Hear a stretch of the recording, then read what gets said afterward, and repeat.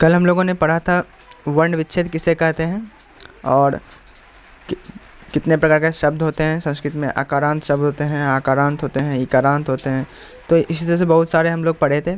तो आज हम लोग इन्हीं शब्दों के कुछ लिस्ट हम बनाए हैं जो कि अभी हम लोग पढ़ेंगे। और इसके बाद हम लोग पढ़े थे कि कितने लिंग होते हैं संस्कृत में, कितने वचन होते हैं, ये सब। आज हम लोग पुल्लिंग, स्त्रीलिंग और नपुंसक लिंग वाले शब्द लेंगे और उसको एक वचन, द्विवचन, बहुवचन में क्या रूप होता है वो देखने वाले हैं। सबसे पहले हम लोग कुछ सूची देखते हैं आकारांत पुल्लिंग शब्द का और उसके अर्थ भी जानते हैं। तो यहाँ पे कुछ शब्द लिए हैं। तो पहला है मीन, मीनह। मीनह का मतलब होता है मछली। दूसरा है उलुकह, उलुका का मीनिंग होता है उल्लू। तीसरा है विद्यालयः, विद्यालयः मतलब विद्यालय। चस्कः, चस्का मीन्स गिलास। उसके बाद है मकरः, मकरः मीन्स मगरमच्छ। नेक्स्ट है शिक्षकः, शिक्षक का मतलब। उसके बाद है विहग, विहगः, विहग का मतलब पक्षी। नेक्स्ट है बालः, बालः का मतलब लड़का। नेक्स्ट है दिवस, दिवसः मतलब दिन। नेक्स्ट है सागरः, सागरः का मतलब समुद्र। और कुछ लिस्ट हम लोग लेते हैं। काकः, काका का मतलब होता है कौवा। उसके बाद शुकः, शुक का मतलब तोता। पवनः, पवनः का मतलब हवा। उसके बाद है बकः, बका का बगुला। उसके बाद है कपोतः, कपोता का मतलब होता है कबूतर। उसके बाद है उष्ट्रः, उष्ट्र का मतलब ऊँट। उसके बाद है विडालः, विडालः का मतलब बिलाव यानी बिल्ली जिसको बोलते हैं। आवासः, आवासा का मतलब घर। उसके बाद क्या है अश्वः, अश्व का मतलब घोड़ा। उसके बाद है घटः, घटः का मतलब घड़ा। तो ये सब जितने भी शब्द हैं सब में देखिए आप एक चीज़ कॉमन है, क्या है, विसर्ग सब में लगा हुआ है। तो ये आकारांत शब्द है। आकारांत शब्द जब एक वचन में होता है तो उसमें हम लोग विसर्ग लगाते हैं। तो ये सभी एक वचन में है और ये आकारांत पुल्लिंग शब्द है। तो उसके बाद हम लोग लेते हैं आकारांत स्त्रीलिंग शब्द। तो आकारांत स्त्रीलिंग शब्द क्या होता है? ये सब कुछ शब्द हैं जो कि आकारांत है, यानी इसके शब्द के अंत में आकार की मात्रा, आकार का स्वर आ रहा है और ये सभी शब्द स्त्रीलिंग हैं। तो पहला शब्द है भाड़िया, भाड़िया का मतलब होता है पत्नी। उसके बाद है शाखा, शाखा का मतलब होता है डाली। उसके बाद है भुजा, भुजा का मतलब बाँह। उसके बाद है निशा, निशा का मतलब रात। उष्मा का मतलब होता है गर्मी। कन्या का मतलब होता है लड़की। छात्रा का मतलब पढ़ने वाली, यानी कि वो भी लड़की ही है। प्रजा का मतलब होता है जनता। दोला का मतलब होता है झूला। भिक्षा का मतलब होता है भीख और पिपीलिका का मतलब होता है चींटी। उसके बाद है और कुछ लिस्ट हम लोग लिए हैं यहाँ पे। वसुधा का मतलब होता है पृथ्वी। शिखा का मतलब होता है चोटी। अजा का मतलब होता है बकरी। वर्षा का मतलब होता है बरसात। ऊषा का मतलब होता है प्रातः। नौका का मतलब होता है नाव। मक्षिका का मतलब होता है मक्खी। मुक्ता का मतलब होता है मोती। मृत्तिका का मतलब होता है मिट्टी। नासिका का मतलब होता है नाक और माता का मतलब होता है माँ। तो उसके बाद हम लोग देखते हैं अकारांत नपुंसक लिंग। अकारांत नपुंसक लिंग जिसके अंत में अ हो उसको अकारांत बोलेंगे और यह नपुंसक लिंग है, यानी कि वस्तु या कोई नॉन लिविंग थिंग है, निर्जीव प्राणी, निर्जीव वस्तु। तो पहला वर्ड है उद्यानम। उद्यानम का मतलब होता है बगीचा। कार्यम काम। भवनम भवन। भवनम भवन। औषधम औषधि मतलब दवा। गगनम मतलब आकाश। कमलम कमल। पुस्तकम किताब। द्वारम दरवाज़ा। क्षेत्रम खेत। वस्त्रम पोशाक। नवनीतम मीन्स मक्खन। इसके बाद कुछ और वर्ड है। नगरम नगर या शहर। गृहम घर। दुर्गम किला। अन्नम अनाज। धूम्रम धुआं। तूतम शहतूत, स्वर्णम सोना, हिमम बर्फ, जलम पानी, कपाटम किवाड़, उदरम पेट। तो इस तरह से ये सब हम लोग आकारांत पुल्लिंग शब्द देखे, आकारांत स्त्रीलिंग शब्द देखे और आकारांत नपुंसक लिंग देखे। अब बारी बारी से हम लोग इसके एक वचन, द्विवचन और बहुवचन के रूपों को देखेंगे। तो आइए देखते हैं आकारांत पुल्लिंग शब्दाः। इधर वाला है एक वचन, ये द्विवचन और इधर बहुवचन। तो पहला है वृक्षः। तो वृक्ष का जब हम वर्ण विच्छेद करते हैं तो इसका अंतिम अक्षर आता है अ, इसलिए ये आकारांत है और ये पुल्लिंग शब्द है, इसलिए एक वचन में इसमें विसर्ग लगा हुआ है, द्विवचन में इसमें औकार लग गया यानी वृक्षौ, और बहुवचन में इसमें विसर्ग लग गया है, तो ये हो गया वृक्षाः, इसमें आकार विसर्ग लगा है। ठीक है।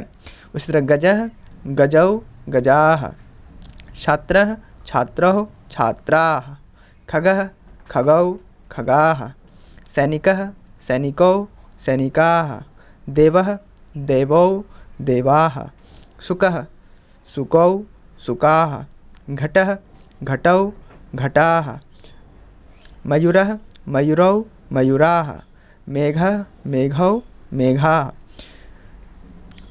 उसके बाद शब्द है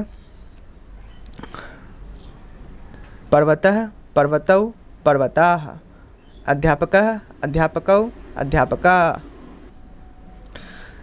नायकः नायकौ नायकाः, देवालयः देवालयौ देवालयाः, करः करौ कराः, गायकः गायिकौ गायिकाः।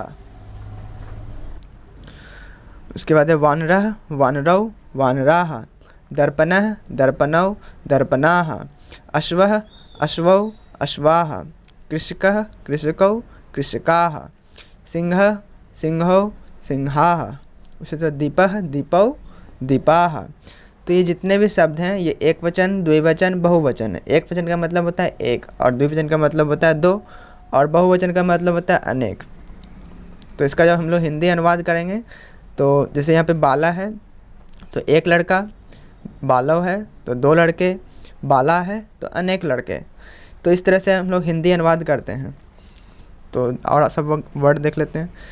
तो फिर है बालः बालौ बालाः, विद्यालयः विद्यालयौ विद्यालयाः,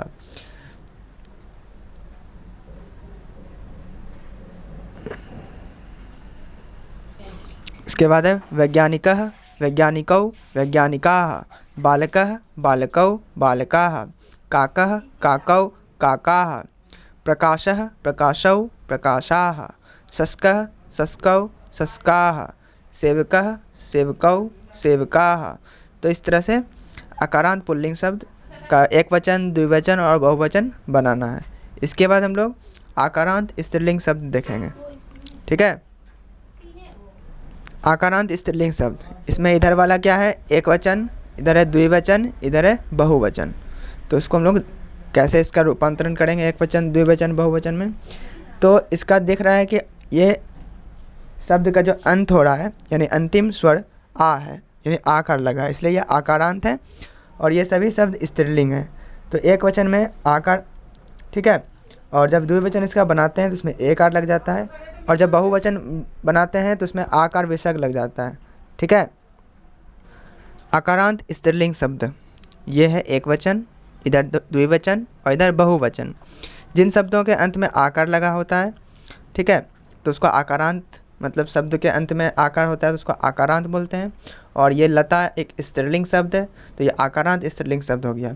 तो इसका एक वचन में इस तरह से रूप रहता है, द्विवचन में एकार लग जाता है, लता का लते हो जाता है, और बहुवचन में आकार विसर्ग लग जाता है, लताः। ठीक है। उसी तरह छात्रा छात्रे छात्राः। तो इसका मतलब है कि एक लता, ठीक है, इसका मतलब दो लते, इसका मतलब अनेक लताएँ। उसके बाद छात्रा मतलब एक लड़का, दो लड़के, अनेक लड़के। ठीक है।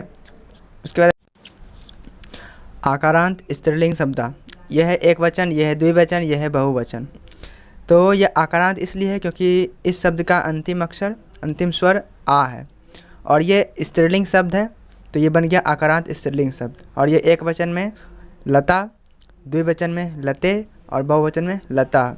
एक वचन का मतलब एक लता, द्विवचन का मतलब दो लताएं, बहुवचन का मतलब अनेक लताएं। तो इस तरह से सारा फॉर्म होगा। छात्रा, छात्रे, छात्राः, गायिका, गायिके, गायिकाः, सारिका, सारिके, सारिकाः, अजा, अजे, अजाः, चटका, चटके, चटकाः, माला, माले, मालाः। इस तरह से और शब्द लेते हैं।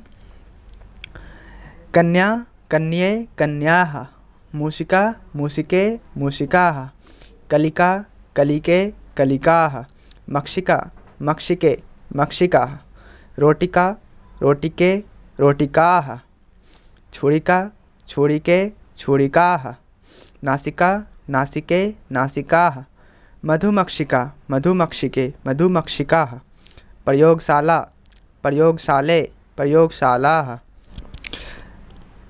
पाकशाला, पाकशाले, पाकशालाः, निशा, निशे, निशाः, द्राक्षा, द्राक्षे, द्राक्षाः, धरा, धरे, धरा। इसके बाद हम लोग आकारांत नपुंसक लिंग शब्द देखते हैं। ये भी आकारांत है लेकिन ये नपुंसक लिंग है, यानी निर्जीव वस्तु। तो ऐसे शब्दों का एक वचन, द्विवचन, बहुवचन रूप इस प्रकार से होगा। उसमें हम लोग अगर फल का हम लोग लिखना चाहते हैं एक वचन, तो उसमें म हलंत लग जाएगा फलम, और उसमें एकार लग जाएगा द्विवचन में फले, और बहुवचन में आनी यानी फलानी। तो फलम, फले, फलानी। फलम का मतलब एक फल, फले का मतलब दो फल, फलानी का मतलब अनेक फल। तो इसी तरह से सारे शब्दों का एक वचन, द्विवचन, बहुवचन इसी प्रकार से होगा। तो पुस्तकम, पुस्तके, पुस्तकानि, जलम, जले, जलानि, उपनेत्रम, उपनेत्रे, उपनेत्राणि, नेत्रम, नेत्रे, नेत्राणि। उपनेत्रम होता है, हम लोग चश्मा को बोलते हैं उपनेत्रम, ठीक है। और नेत्रम मतलब आँख होता है। उसके बाद है नेत्रम, नेत्रे, नेत्राणि हो गया। उसके बाद कमलम, कमले, कमलानि, अन्नम, अन्ने, अन्नानि, पत्रम, पत्रे, पत्राणि, पुष्पम, पुष्पे, पुष्पाणि। उसके बाद धनम, धने, धनानि। नेक्स्ट है इसके बाद धनम, धने, धनानि, चित्रम, चित्रे, चित्राणि, नीडम, नीडे, नीडानि, दुग्धम, दुग्धे, दुग्धानि, मुखम, मुखे, मुखानि। उसके बाद है मंदिरम, मंदिरम, मंदिरे, मंदिरानि, भवनम, भवने, भवनानि, वस्त्रम, वस्त्रे, वस्त्राणि, कंदुकम, कंदुके, कंदुकानि, रत्नम, रत्ने, रत्नानि। और लास्ट है संगणकम, संगणके, संगणकानि। इसका मतलब होता है कंप्यूटर, ठीक है। तो आज हम लोगों ने पढ़ा कि स्त्रीलिंग शब्द, पुल्लिंग शब्द, नपुंसक लिंग शब्दों का एक वचन, द्विवचन और बहुवचन रूप क्या क्या होता है, कैसे होता है, वो हमने आज जाना। तो थैंक यू फॉर वॉचिंग। इसी तरह हमारे वीडियो को देखते रहिए। अगर हमारा वीडियो अच्छा लगा हो लाइक कीजिए, अपने दोस्तों के साथ शेयर कीजिए।